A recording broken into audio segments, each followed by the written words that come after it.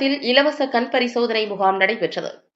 தஞ்சாவூர் மாவட்டம் Kumbakonam host line சங்கம், அரசினர் மகளிர் கல்லூரி லியோ சங்கம், தஞ்சை மாவட்ட பார்வை இழப்பு தடுப்பு சங்கம், அரவிந்த் கண் மருத்துவமனையுடன் இணைந்து நடத்தும் கும்பகோணம் சுசீலா சங்லேச்சா நினைவாக நீதா ஆபரண மாளிகை குடும்பத்தினர் நிதி உதவியுடன் நடைபெற்ற இலவச கண் சிகிச்சை முகாம் சரஸ்வதி பாடசாலையில் ஞாயிற்றுக்கிழமை சிறப்பாக நடைபெற்றது. கும்பகோணம் ஹோஸ்ட் லயன் சங்கம் சார்பில் நடைபெற்ற இலவச கண் சிகிச்சை முகாமினை சங்க தலைவர் லயன் இன்ஜினியர் பாலகிருஷ்ணன் தலைமை வகித்து துவக்கி வைத்தார்.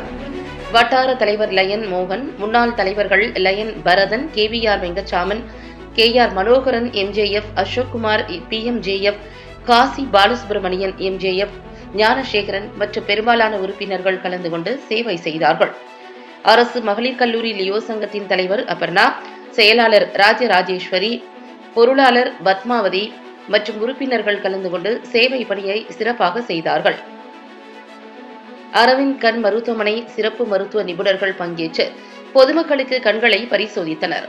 நகர்ப்புறம் மற்றும் கிராமப்புற பொதுமக்கள் 674 பேருக்கு கண் பரிசோதனை செய்யப்பட்டது. இதில் கண் குறை கண்டறியப்பட்ட நோயாளிகள் 472 பேர் மதுரை அரவிந்த் கண் மருத்துவமனைக்கு அழைத்து செல்லப்பட்டனர்.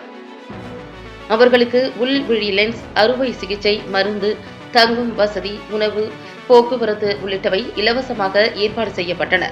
இம்முகாமிற்கான ஏற்பாடுகளை செயலாளர் இன்ஜினியர் SR முரளி, பொருளாளர் செல்வமணி ஆகியோர் செய்திருந்தனர்.